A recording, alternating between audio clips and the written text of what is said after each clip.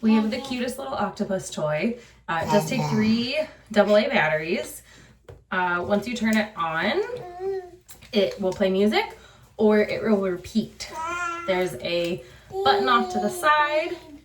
So when we push it, start singing.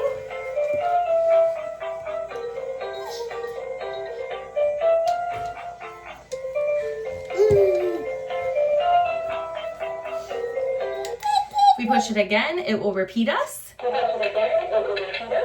which can be really fun with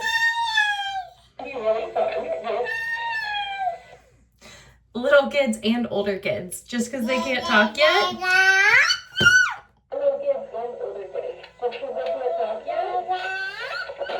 Doesn't mean they don't like hearing themselves.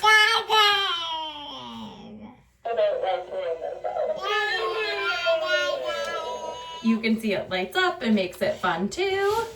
And even more fun, it spins in circles.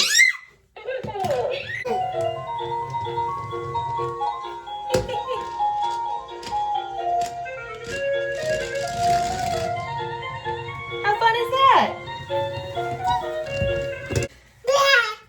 Super fun toy. We're enjoying it and we hope you like it too. Yeah. Thanks for watching.